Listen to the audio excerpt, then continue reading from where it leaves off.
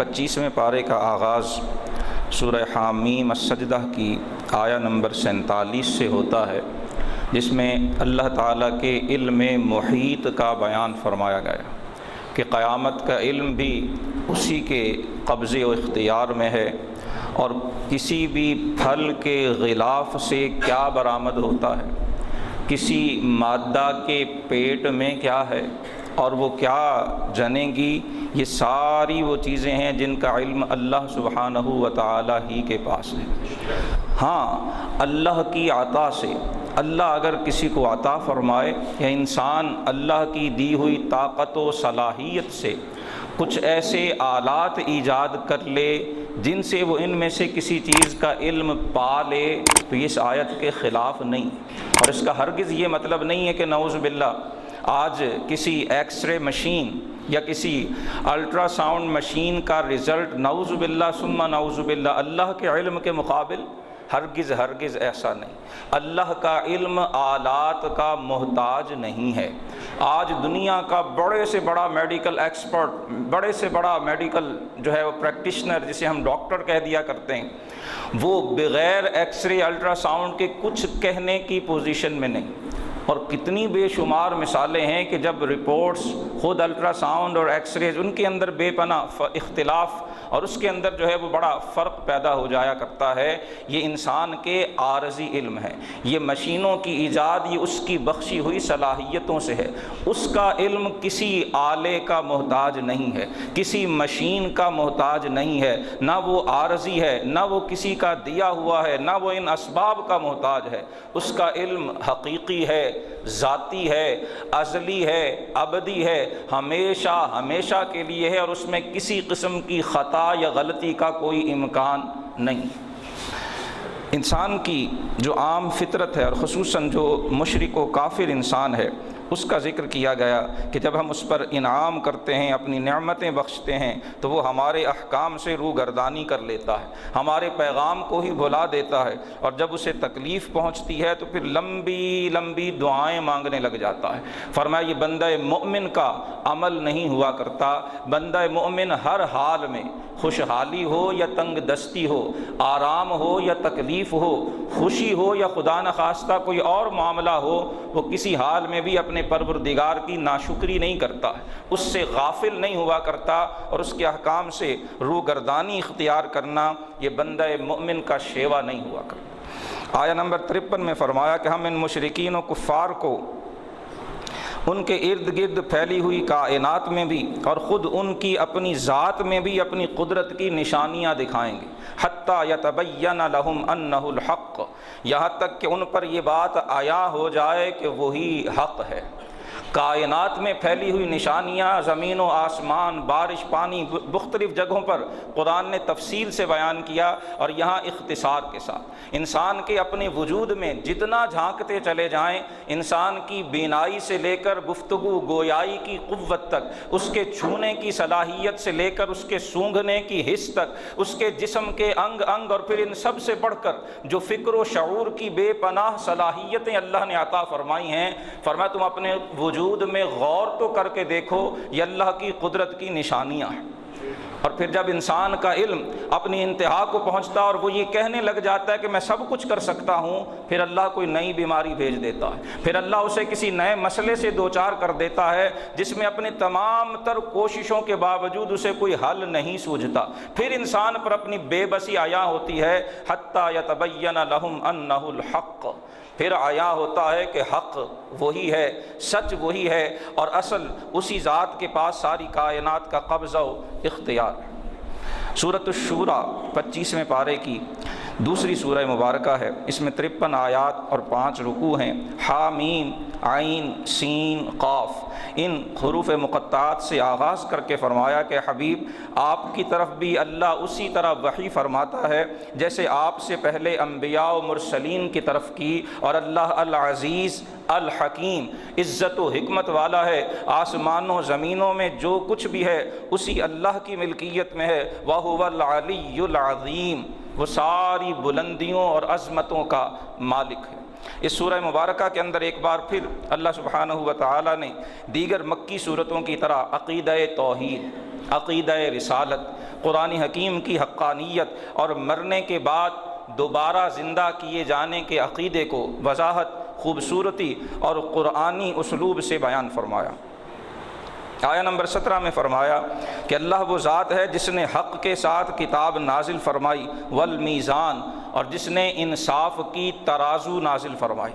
المیزان سے مفسرین فرماتے ہیں یہاں شریعت مراد ہے، اللہ کا بھیجا ہوا قانون اسلام مراد ہے۔ جس طرح سے یہ عام ترازو میں، میزان میں ہم مادی چیزوں کو، جو میٹیریل چیزیں ہیں، ان کو تولتے ہیں، وزن کرتے ہیں، شریعت میں حقوق کو تولا جاتا ہے۔ کس کا حق کیا ہے اسے تول کے اس کا حق پورا دینا، یہ شریعت نے بیان کر دیا ہے۔ یہاں المیزان سے مراد وہ اسلام کا بنایا ہوا قانون حقوق و فرائض، حق بھی اور ذمہ داریاں بھی جنہیں طے کر دیا گیا، ان کا ذکر کیا، اور فرمایا یہ مشرکین جو قیامت کی جلدی مچاتے ہیں، وما یدریک لعل الساعۃ قریب، تمہیں کیا خبر، ہو سکتا ہے قیامت قریب ہی ہو۔ اور جلدی مچاتے کون ہیں؟ فرمایا الذین لا یؤمنون بہا، جن کا قیامت پہ ایمان نہیں، انہیں بڑی عجلت ہے، بڑی جلدی ہے کہ یہ آ کیوں نہیں جاتی۔ والذین آمنوا، اور جو قیامت پہ ایمان رکھتے ہیں، مشفقون منہا، وہ تو اس سے ڈرتے رہتے ہیں، وَيَعْلَمُونَ أَنَّهَا الْحَقُّ، اور وہ جانتے ہیں کہ وہ حق ہے، وہ ضرور آ کے رہنی ہے۔ فرمایا جو قیامت کے بارے میں شبہ میں مبتلا ہیں، لفی ضلال بعید، وہ ضرور دور کی گمراہی میں۔ آیہ نمبر 20 بڑی ہی قابل غور، لائق فکر اور یاد رکھے جانے والی آیہ مبارکہ ہے۔ فرمایا من کان یرید حرث الآخرہ نزد لہ فی حرثہ، فرمایا جو اپنی زندگی کی ساری دوڑ دھوپ، جو اس کی محنت ہے، اس سے جس کی مراد آخرت کا اجر ہوا کرتا ہے، جو اپنے تمام اعمال میں آخرت کو پیش نظر رکھتا ہے، نزد لہ فی حرثہ، اللہ فرماتا ہم اس کی کھیتی میں برکت دیتے ہیں۔ آخرت کی امید، آخرت کا یقین اور اپنے اعمال میں آخرت کو پیش نظر رکھنے کی وجہ سے اللہ پاک فرماتا ہم اس کے اجر میں کئی گنا اضافہ کر دیتے ہیں۔ ومن کان یرید حرث الدنیا،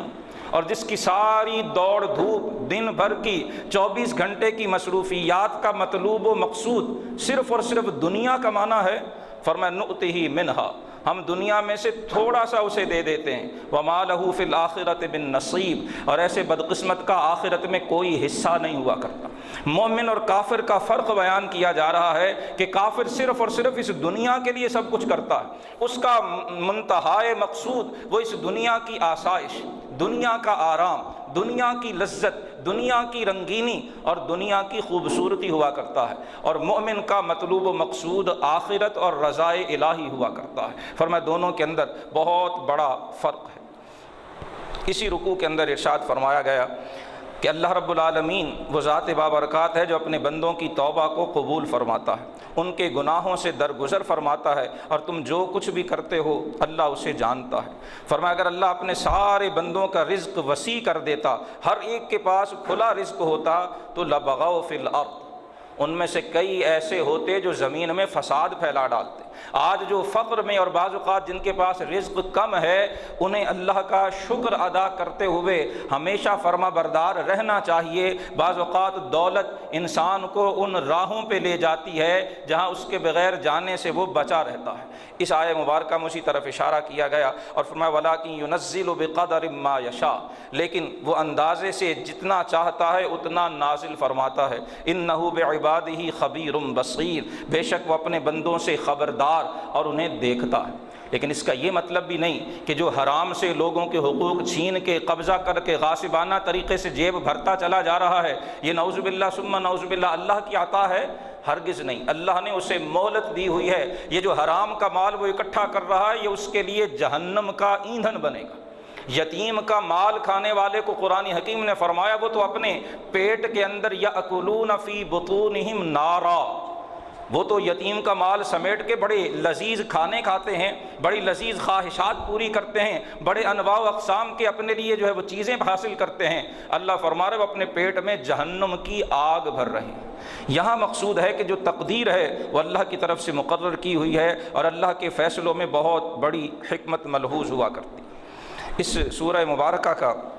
جو چوتھا رکوع ہے اس میں فرمایا کہ انسان کو جو بھی مصیبت پہنچتی ہے فَبِمَا كَسَبَتْ أَيْدِيكُمْ، فرمایا وہ تمہارے اپنے اعمال کا نتیجہ ہوا کرتی ہے، اپنے گناہوں کی شامت ہوا کرتی ہے۔ وَيَعْفُو عَنْ كَثِيرٍ، حالانکہ اللہ بہت سے گناہوں کو معاف بھی فرما دیتا ہے۔ جو گنہگار ہے اسے جو تکلیف پہنچے وہ اس پہ صبر کرتا ہے تو اللہ اس صبر کی بدولت اس کے گناہوں کو معاف فرماتا ہے۔ رسول اللہ صلی اللہ علیہ وسلم نے حدیث مبارکہ میں ارشاد فرمایا کہ عجباً لأمر المؤمن،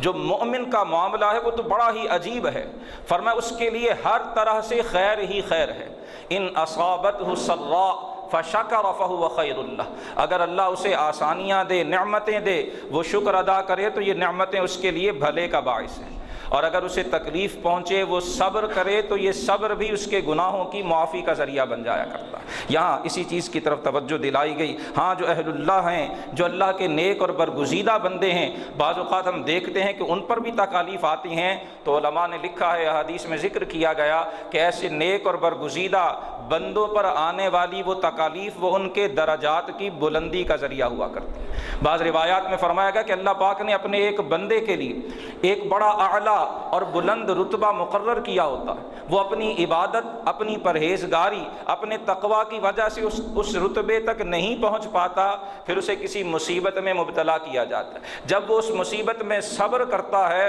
اس صبر کے بدلے اللہ اسے وہ بلند رتبہ عطا فرما دیا کرتا ہے۔ یہاں اسی طرف متوجہ کیا گیا کہ اللہ کی جانب سے آنے والے فیصلوں کو مومن کو خندہ پیشانی سے قبول کرتے ہوئے اس کی تقدیر اور اس کے فیصلوں پہ راضی رہنا چاہیے۔ اہل ایمان کے کچھ اوصاف سورۃ الشورى کی آیہ نمبر 37، 38، 39 اور 40 میں بیان کیے گئے۔ فرمایا یہ وہ لوگ ہیں جو بڑے بڑے گناہوں اور بے حیائیوں سے بچتے ہیں، جب انہیں غصہ آئے تو معاف کر دیتے ہیں، اپنے پروردگار کے حکم کی تعمیل کرتے ہیں، نماز قائم کرتے ہیں اور اپنے باہمی معاملات مشورے سے سر انجام دیتے ہیں، ہمارے دیے ہوئے رزق میں سے خرچ کرتے ہیں، جب ان پر کوئی زیادتی کرے تو اس کا مناسب بدلہ لیتے ہیں، اور وہ مناسب بدلہ لینا روا ہے، جائز ہے، لیکن من عفا و اصلح فاجرہ علی اللہ،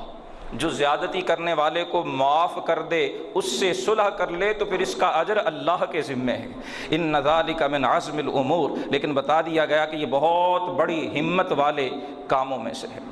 سورۃ الشورى کا جو آخری رکوع ہے اس میں ایک بڑی اہم حقیقت کی نقاب کشائی کی گئی، اور بدقسمتی سے آج بھی مسلمان معاشرے میں قرآن حکیم کی اس تعلیم کے خلاف ہمارے رویے پائے جاتے ہیں۔ بیٹیاں کس کے ہاں پیدا ہونی ہیں،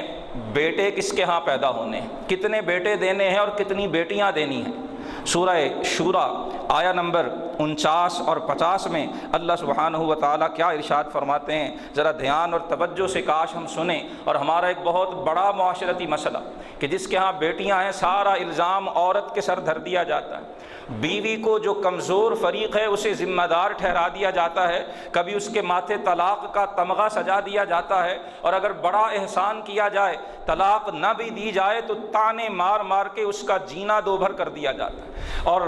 دکھ اور صدمے والی بات یہ ہے کہ خود عورتیں ہی اس کام میں سب سے آگے ہوا کرتی ہیں۔ خاوند کی بہنیں، اس کے رشتہ دار، سسرالی، ان کی زبانوں سے وہ تانے، وہ تیر نکلتے ہیں کہ اس بیچاری عورت کو جو بیٹیوں کی ماں ہے، اسے اگر طلاق سے بچا بھی لیا جائے تو زندگی اس کے لیے تنگ کر دی جاتی ہے۔ یہ کسی مومن کا شیوا نہیں۔ کاش ہماری بہنیں، ہماری بیٹیاں، ہماری خواتین، ہم انہیں سمجھا سکیں کہ یہ زبان یہ بڑی ہی اہم ہے، اس زبان سے نکلی ہوئی چیزوں کی ہم پر ذمہ داری ہے۔ اللہ سبحانہ و تعالیٰ کے فرشتے اسے لکھتے ہیں، اور جس زبان کے تیر سے کسی کا دل زخمی ہوتا ہے، اللہ رب العالمین ایسا کرنے والے کو کبھی بھی معاف نہیں فرماتا ہے۔ اللہ پاک کا ارشاد ہے للہ ملک السماوات والارض، آسمانوں اور زمین کی بادشاہت تو اللہ کے لیے ہے۔ یخلق ما یشاء، وہ جو چاہے پیدا کرتا ہے۔ یہب لمن یشاء اناسا، وہ جسے چاہے صرف بیٹیاں دیتا ہے۔ ویہب لمن یشاء الذکور، اور جسے چاہے صرف بیٹے دیتا ہے۔ او یزوجہم ذکرانا واناثا، اور جسے چاہے بیٹے اور بیٹیاں دونوں دیا کرتا ہے۔ ویجعل من یشاء عقیما، اور جسے چاہے بے اولاد اور بانجھ رکھتا ہے۔ انہ علیم قدیر، تم ہوتے کون ہو تانا دینے والے؟ تمہیں اختیار دیا کس نے ہے؟ تمہیں یہ حق عطا کس نے کیا ہے؟ اللہ پاک تو صاف فرما رہا ہے یہ میرا فیصلہ ہے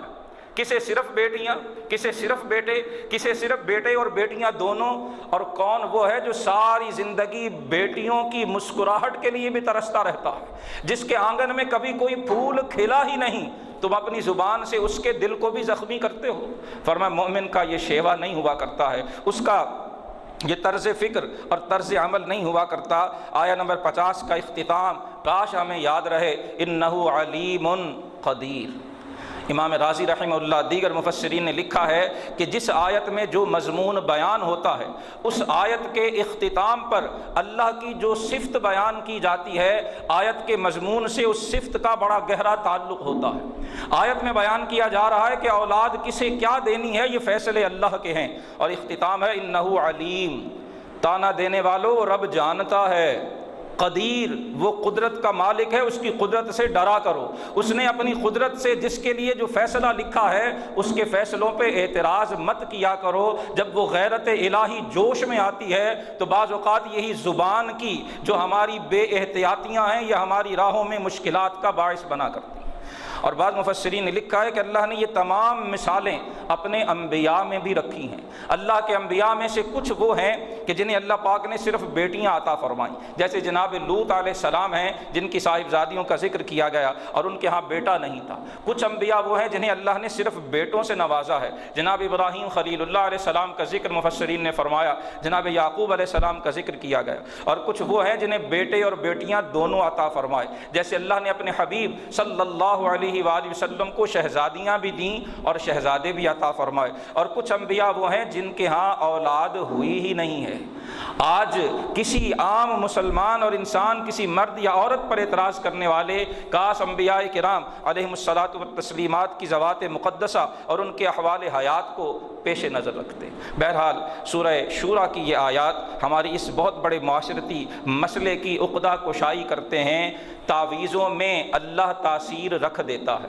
دم درود میں اللہ تاثیر رکھ دیتا ہے جب تک وہ شریعت کے دائرے میں ہوں، لیکن تقدیر سے کوئی لڑ نہیں سکتا ہے۔ جو فیصلہ قرآن کا ہے، قرآن کے فیصلے کے مقابل تعویذ کو یا دم یا درود کو مقابل ٹھہرا لینا، این خیال است و محال است و جنو، اللہ کا فیصلہ جو قرآن میں فرمایا گیا وہ حق ہے، ہمیں اس تقسیم کو صدق دل سے قبول کرنا چاہیے۔ سورہ زخرف 25ویں پارے کی اگلی صورت ہے، 89 آیات اور 7 رکوعوں پہ یہ صورت مشتمل ہے۔ اس کا آغاز بھی حامیم سے، قرآن کی حقانیت سے ہوتا ہے، اور پہلے قوموں کے جو احوال، جو ان کا انجام ہوا اس کا ذکر کیا گیا۔ اسی سورہ زخرف کی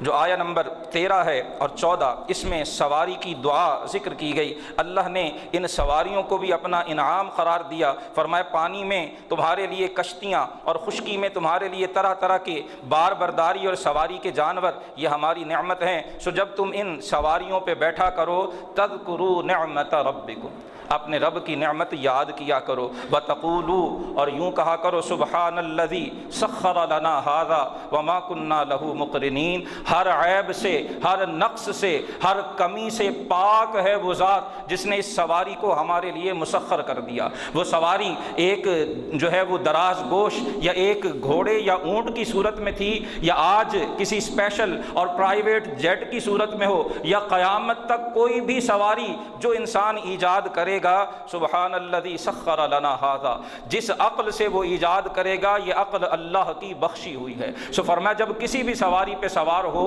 یہ کہہ لیا کرو کہ ہمارا رب ہر عیب سے پاک ہے جس نے ہمارے لیے سواری کو مسخر کر دیا، ہم اس پہ قابو پانے والے نہیں تھے، وَإِنَّا إِلَىٰ رَبِّنَا لَمُنْقَلِبُونَ، اور ہم نے پلٹ کر اسی کریم کی بارگاہ میں حاضر ہونا ہے۔ مشرکین فرشتوں کو اللہ کی بیٹیاں کہا کرتے تھے۔ قرآن حکیم تعجب کا اظہار کر رہا ہے کہ اپنے لیے تو بیٹیاں انہیں پسند نہیں ہیں، اپنا حال تو یہ ہے کہ اذا بشر احدهم بما ضرب للرحمن مثلا ظل وجهه مسودا وهو كظيم، کہ اپنے ہاں بیٹی کی پیدائش کی خبر ملے تو ان کے چہرے سیاہ پڑ جاتے ہیں، غصے سے بھر جاتے ہیں، اور سورہ نحل میں فرمایا کہ لوگوں سے چھپتے پھرتے ہیں اور یہ منصوبے بناتے ہیں کہ بیٹی کو زندہ چھوڑ دیں یا اسے زمین میں دفن کر دیں زندہ۔ اپنے لیے تو اتنی بیٹیاں ناپسند ہیں، اور اللہ قادر و قیوم کے لیے، اللہ احکم الحاکمین کے لیے اولاد جب مانی بھی تو بیٹیاں جو خود اپنے لیے انہیں قبول نہیں ہے، فرمایا یہ کتنی بری تقسیم ہے جو تم کرتے ہو۔ فرشتے نہ عورتیں ہیں یا لڑکیاں ہیں، نہ وہ اللہ کے بیٹے یا بیٹیاں ہیں، وہ اللہ کی مخلوق ہیں، اس کے عزت والے بندے ہیں اور اس کے فرما بردار ہیں۔ اللہ کی ذات اولاد سے پاک ہے۔ اسی سورۃ الزخرف میں ایک بڑا اہم جو دور جاہلیت نزول قرآن کے موقع پر معاشرے میں رویہ پایا جاتا تھا، اور اس سے پہلی قوموں میں بھی تھا، اور بدقسمتی سے آج بھی ہمارے معاشرے میں وہ ذہن موجود ہے۔ یہاں سورہ زخرف میں آیا نمبر 31 اور 32 میں اس نظریے اور اس کی تردید کو ذکر کیا گیا۔ جب رسول اللہ صلی اللہ علیہ وسلم نے اعلان نبوت کیا تو مشرکین کبھی تو اس بات پہ حیرانی کا اظہار کرتے کہ ایک انسان رسول کیسے ہو سکتا ہے، کبھی اس بات پہ تعجب کا اظہار کرتے کہ ان پر وحی کیسے آتی ہے، اور کبھی وہ یہ اعتراض کرتے کہ ان کے پاس تو دولت نہیں ہے، ان کے پاس تو مال نہیں ہے، کل تک تو ابو طالب ان کی کفالت کرتے تھے، آج یہ کہتے ہیں میں اللہ کا نبی ہوں۔ اگر اللہ نے نبی بنانا تھا تو مکہ کے کسی بہت بڑے دولت مند سردار کو نبی بنا دیتے، یا طائف کے اندر ایک سے ایک چوٹی کا تاجر پڑا ہوا، ایک سے ایک بڑے سے بڑا سرمایہ دار ہے۔ اگر اللہ نے قرآن اتارنا ہی تھا تو مکہ اور طائف کے کسی بڑے رئیس پہ اتارا جاتا، جس کی بڑی نوکروں کی، خادموں کی، غلاموں کی فوج ہوتی، اور لوگوں کے لیے اس کی بات کو ماننا آسان ہوتا۔ آیا نمبر 31 میں ان کا مقولہ، ان کا اعتراض بیان کیا گیا، وَقَالُوا لَوْلَا نُزِّلَ هَذَا الْقُرْآنُ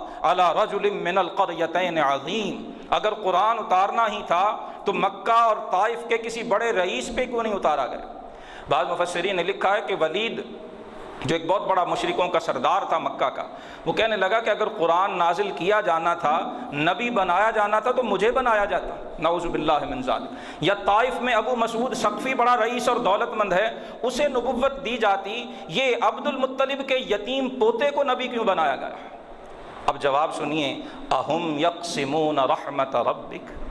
اللہ فرما رہا ہے کیا اے محبوب آپ کے رب کی رحمت کے تقسیم کے ذمہ دار یہ ہیں؟ کیا ہم نے اپنی رحمت کی تقسیم کی ڈسٹریبیوشن ان کو دی ہوئی ہے جسے یہ کہیں کہ اسے اللہ اپنی رحمت سے نوازے گا؟ فرمایا ایسا ہرگز ہرگز نہیں ہے۔ رہا یہ معاملہ کہ دولت تمہارے پاس بہت ہے، نحن قسمنا بینہم معیشتہم فی الحیات الدنیا، فرمایا یہ تو ہمارے فیصلے ہیں، ہم نے دنیا کی اس چند روزہ زندگی میں اس معیشت کو تمہارے درمیان تقسیم کر دیا۔ ورفعنا بعضہم فوق بعض درجات، کسی کو مالدار بنا دیا ہے اور کسی کو فقیر بنا دیا ہے، کسی کو جو ہے وہ تنگ دست بنا دیا، لیتخذ بعضهم بعضا سخریا، تاکہ وہ ایک دوسرے سے کام لے سکیں۔ ورحمت ربک خیر مما یجمعون،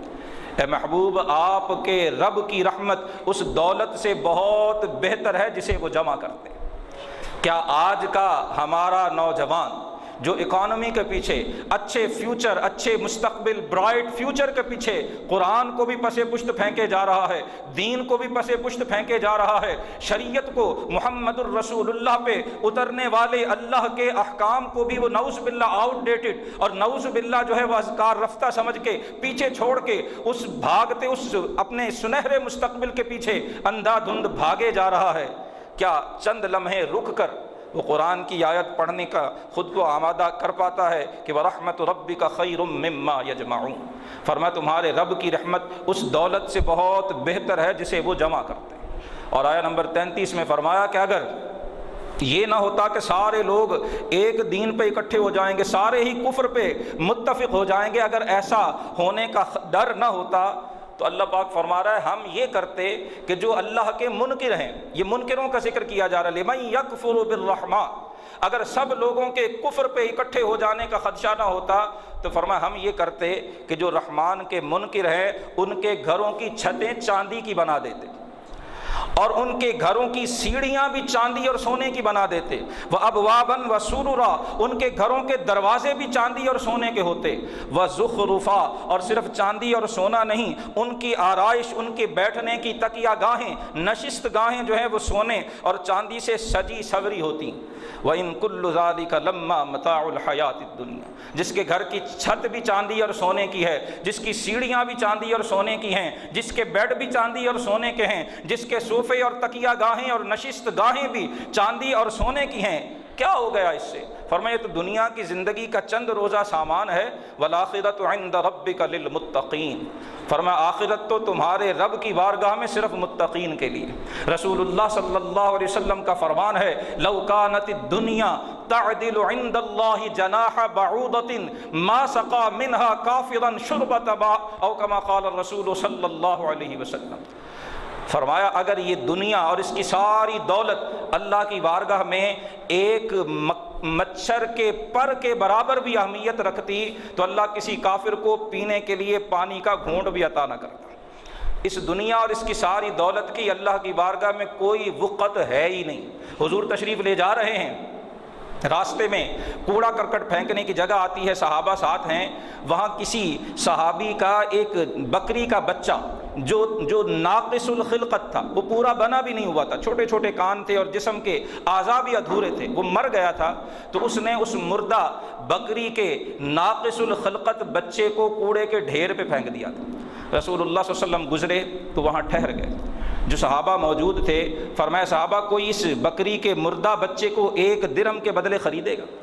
صحابہ عرض کرنے لگے یا رسول اللہ یہ زندہ بھی ہوتا تو 1 درہم کا نہیں تھا، حضور یہ تو مردار ہے، اسے کون 1 درہم کے بدلے خریدے گا؟ فرمایا جس طرح تم اس بکری کے ناقص الخلقت ادھورے مردار بچے کو حقیر جانتے ہو، اللہ کی نظر میں دنیا اس سے بھی زیادہ حقیر ہے۔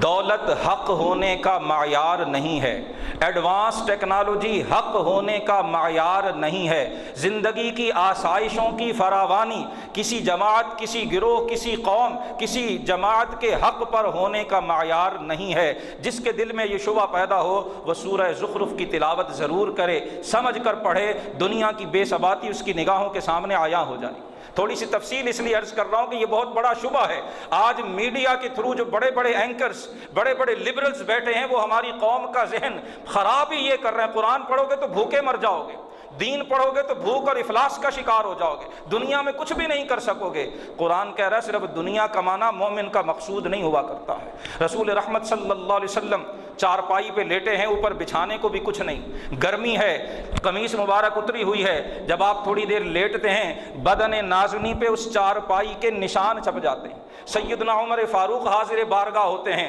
حضور کے جسم نازنی پہ اس کھری چارپائی کے چھپے ہوئے نشان دیکھتے ہیں تو عمر جیسا جری، عمر جیسا شجاع اور بہادر، دل میں حضور کی محبت ہے، حضور کے جسم پر کھری چارپائی کے نشان دیکھیں سیدنا عمر رونے لگ گئے۔ اللہ کے رسول پوچھتے عمر رو کیوں رہے ہو؟ عرض کی یا رسول اللہ روتا اس لیے ہوں کہ قیصر و کسریٰ جو اللہ کے دشمن ہیں، جو رب کو مانتے نہیں، حضور ان کے لیے تو نرم و نازک بچھونے ہو، ان کے تو قالینوں کی نزاکتوں کی دنیا میں شہرت ہو، ان کے لباسوں کی خوبصورتی، حسن و جمال اور اس کی نزاکت کا دنیا کے اندر شہرہ ہو، اور اللہ کا رسول کھری چارپائی پہ لیٹے ہیں اور جسم مبارک پہ جو ہے وہ چارپائی کے نشان چھپے ہوئے ہیں۔ حضور اس لیے رونا آ گیا۔ اللہ کے رسول اٹھ کے بیٹھ گئے، فرمایا عمر روتے کیوں ہو؟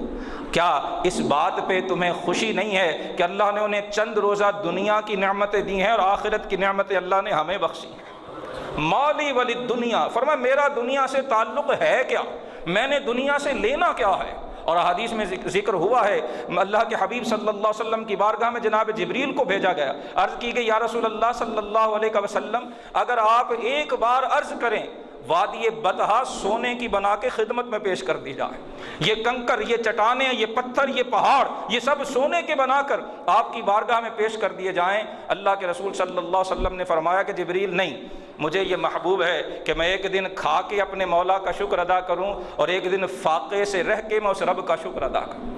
اور اس کے باوجود فرمایا کہ اوتیت مفاتیح خزائن الارض، اللہ نے ساری روح زمین کے خزانوں کی چابیاں مجھے عطا فرمائی ہیں۔ حضور کا فقر اختیاری تھا، دنیا کی دولت کے حصول کے لیے اللہ کے ہر حکم کو فراموش کر دینا یہ بندہ مومن کا خیال اور اس کی فکر نہیں ہو سکتا ہے۔ فرعون کا واقعہ اسی صورت میں بیان ہوا، اس کا ایک اعتراض بھی میں ضرور عرض کرنا چاہوں گا جو اس نے جناب موسیٰ علیہ السلام پر کیا تھا، اور پھر مشرکین مکہ کا اعتراض بھی دیکھیں اور آج جو ذہن ہے اس کو بھی اپنے سامنے رکھیں۔ جناب موسیٰ فرعون کے پاس تشریف لے جاتے ہیں، معجزات دکھاتے ہیں، وہ ماننے کی بجائے انکار کرتا ہے اور اپنی قوم سے کہتا ہے یا قوم الیس لی ملک مصر، اے میری قوم تمہیں کیا ہو گیا، تم مجھے چھوڑ کے موسیٰ کے پیچھے جا رہے ہو؟ تم دیکھتے نہیں ہو مصر کا بادشاہ کون ہے؟ مصر کی حکومت تو میرے پاس ہے۔ ہذہ الانہار تجری من تحتی، یہ نیل، یہ نہریں، یہ دریا، یہ تو میری سلطنت کا حصہ ہے، کیا افلا تبصرون، تمہیں نظر نہیں آتا؟ ام انا خیر من ھذا الذی ھو مہین، میں بہتر ہوں یا یہ موسیٰ جس کے پلے کچھ نہیں؟ نعوذ باللہ من ذالک۔ اللہ کے جلیل القدر نبی کو، اللہ کے کلیم کو فرعون کہہ رہا ہے کہ اس موسیٰ کے پاس ہے کیا؟ ولا یکاد یبین، اور یہ تو بات بھی واضح طور پہ نہیں کر سکتے۔ فلولا القی علیہ اسورۃ من ذہب، فرعون کے زمانے میں حکومت کی نشانی یہ ہوتی، جو بادشاہ ہوتا یا حکومت کے اعلیٰ عہدے پہ فائز ہوتا، اس کے ہاتھ میں سونے کے جڑاؤ کنگن ہوا کرتے تھے۔ وہ سونے کے کنگن جس میں بڑے بڑے قیمتی موتی اور ہیرے اور جواہر جڑے ہوتے تھے، وہ اپنے بازو میں پہنا کرتے تھے حکومت کی نشانی کے طور پہ۔ فرعون کہہ رہا ہے، موسیٰ کہہ رہے ہیں میں سارے جہانوں کے رب کا رسول ہوں، لولا القی علیہ اسورۃ من ذہب، موسیٰ کے ہاتھ میں وہ سونے کے جڑاؤ کنگن تو ہے نہیں، یہ اللہ کا رسول کیسے ہو سکتا ہے؟ موسیٰ کے پاس خزانوں کی کثرت تو نہیں، او جاء معہ الملائکۃ مقترنین، ان کے پاس فرشتے اترتے ہوئے ہماری آنکھوں کو تو نظر نہیں آتے، یہ دیکھو میں نے تو جڑاؤ کنگن پہنے ہوئے۔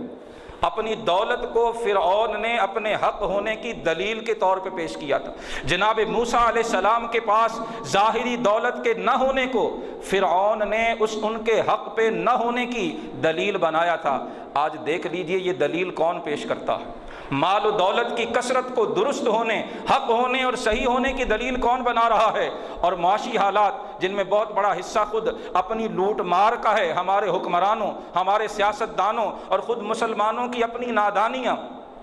اپنے غلط فیصلے اور اپنی احکام الہی سے تجاوز اور اس کو نظر انداز کرنا، وہ ساری دولت کی عدم اور غیر منصفانہ تقسیم کی وجہ ہے۔ آج اس کو اسلام کی نعوذ باللہ ایک ناکامی کے طور پہ پیش کیا جا رہا ہے۔ اس سارے ذہن کو سمجھنے کے لیے سورہ زخرف کا اگر مطالعہ کیا جائے تو یہ ساری حقیقت عیاں ہو جاتی ہے۔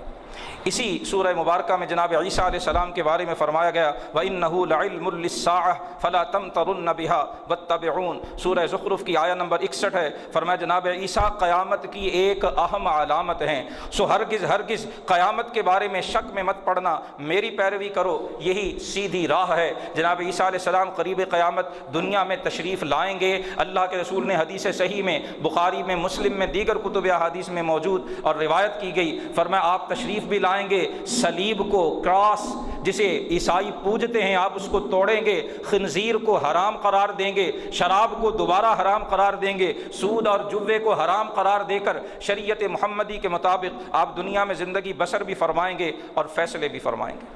سورہ دخان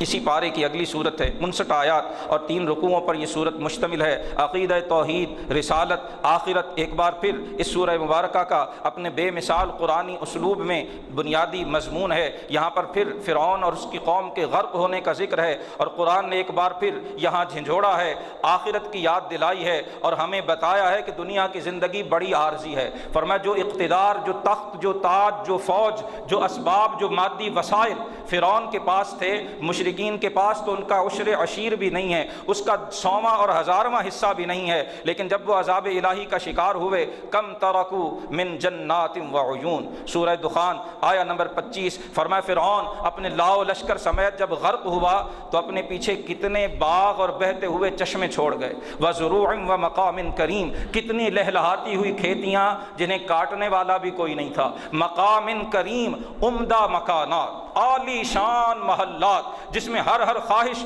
ہر آسائش مہیا کی گئی تھی، آج وہاں رہنے بسنے والا کوئی نہیں۔ وَنَعْمَةٍ كَانُوا فِيهَا فَاكِهِينَ، اور وہ نعمتیں جن میں وہ عیش کیا کرتے تھے آج اسی طرح پڑی ہیں، کوئی استعمال کرنے والا نہیں۔ كَذَلِكَ، فرمایا جیسے فرعون اس کے لاؤ لشکر دنیا سے چلا گیا، نعمتیں دھری کی دھری رہ گئیں، وَأَوْرَثْنَاهَا قَوْمًا آخَرِينَ، ہم نے فرعونیوں کے بعد ایک اور قوم کو ان ساری نعمتوں کا وارث بنا دیا۔ فَمَا بَكَتْ عَلَيْهِمُ السَّمَاءُ وَالْأَرْضُ، سورہ دخان آیہ نمبر 29 ہے۔ فرمایا جب فرعون جیسا طاقتور حکمران اللہ کے عذاب کا نوالا بنا، نہ اس پہ آسمان رویا، نہ زمین نے آنسو بہائے، نہ سورج نے طلوع ہونے سے انکار کیا، نہ چاند نے اپنی چاندنی پھیلانے سے کبھی انکار کیا ہے۔ یہ سارا نظام ہستی رواں دواں ہے اور فرعون دنیا سے مٹ چکا ہے۔